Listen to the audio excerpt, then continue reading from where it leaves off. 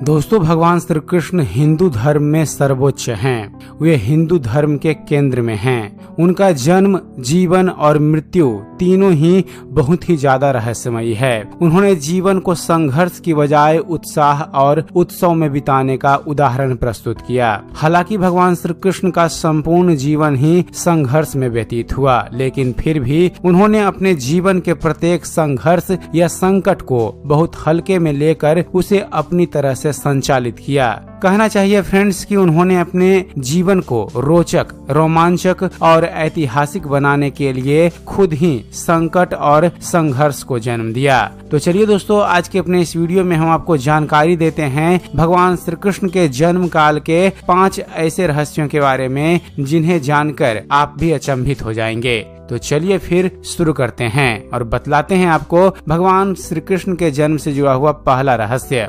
दोस्तों, भविष्यवाणी के अनुसार भगवान श्री हरि विष्णु को देवकी के गर्भ से कृष्ण के रूप में जन्म लेना था। तब अपने 8वें अवतार के रूप में 8वें मनु वैवस्त के मनवंतर के 28वें द्वापर में भाद्रपद के कृष्ण पक्ष की रात्रि के 7 मुहूर्त निकल गए और 8वां उपस्थित हुआ। तभी आधी रात के समय सबसे शुभ लग्न उपस्थित हुआ। उस लग्न पर केवल शुभ ग्रहों की दृष्टि थी। रोहिणी नक्षत्र तथा अष्टमी तिथि के योग से भगवान श्री कृष्ण का जन्म जयंती नामक योग में लगभग 3112 ईसा पूर्व में हुआ।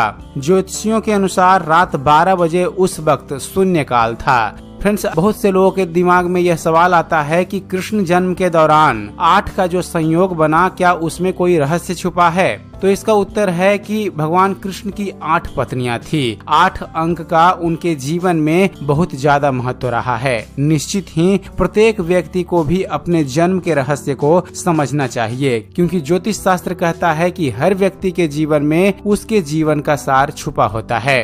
अब बात करते हैं दूसरे रहस्य की।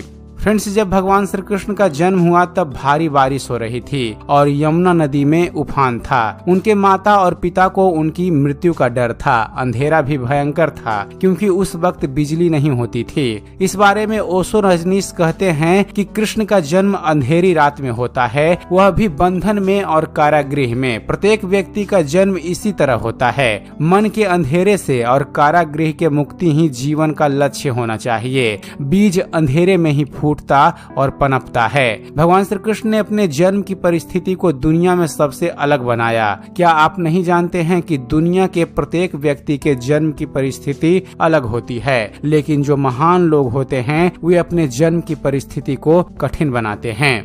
बात करें तीसरे रहस्य की, तो जब भगवान श्री कृष्ण का जन्म हुआ तो जेल के सभी संतरी माया द्वारा गहरी नींद में सो गए। जेल के दरवाजे स्वतः ही खुल गए। उस वक्त भारी बारिश हो रही थी। यमुना में उफान था। उस बारिश में ही वासुदेव ने अपने नन्हे कृष्ण को एक सोपरे में रखा और उसको लेकर वे जेल से बाहर निकल आए। कुछ दूरी पर ही यमुना नदी थी, उन्हें उस पार जाना था, लेकिन कैसे? तभी चमत्कार हुआ। यमुना के जल ने भगवान के चरण छुए और फिर उसका जल 2 हिस्सों में बट गया और इस पार से उस पार का रास्ता बन गया। कहते हैं कि वासुदेव भगवान कृष्ण को यमुना के उस पार गोकुल में अपने मित्र नंद गोप के यहाँ ले गए। वहाँ पर नंद की पत्नी यशोदा को भी एक कन्या उत्पन्न हुई थी। वासुदेव श्री कृष्ण को यशोदा के पास सुलाकर उस कन्या को ले आए। गोकुल में माँ यशोदा का मायका था और नंद गाँव में उनका ससुराल। श्री कृष्ण का लालन पालन यशोदा व नंद ने किया। दुनिया में ऐसे कई बालक हैं जिन्हें उनकी माँ ने नहीं, दूसरी माँ ने पाल पोस कर बड़ा किया। दुनिया में योग माया की तरह ऐसी भी कई बालिकाएं हैं जिन्होंने किसी महान उद्देश्य के लिए खुद का बलिदान कर दिया और फिर वे जीवन भर कृष्ण जैसे भाई का साथ देती रहीं।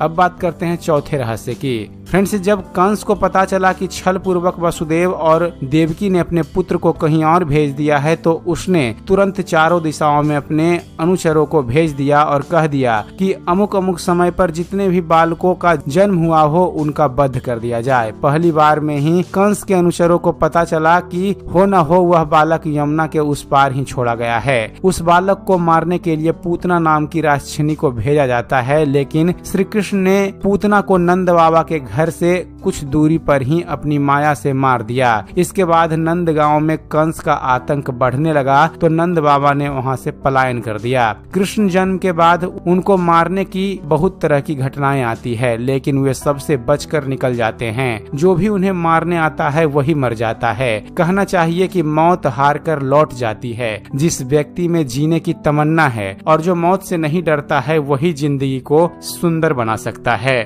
और पांचवा रहस्य फ्रेंड्स, कहते हैं कि श्री कृष्ण के जन्म के समय 6 ग्रह उच्च के थे। उनकी कुंडली में लग्न में वृषभ राशि थी जिसमें चंद्र ग्रह था। चौथे भाव में सिंह राशि थी जिसमें सूर्य विराजमान थे। 5वें भाव में कन्या राशि में बुध विराजमान थे। 6ठे भाव की तुला राशि में शनि और शुक्र ग्रह थे। 9वें अर्थात भाग्य स्थान पर मकर राशि थी जिसमें मंगल ग्रह उच्च के होकर विराजमान थे।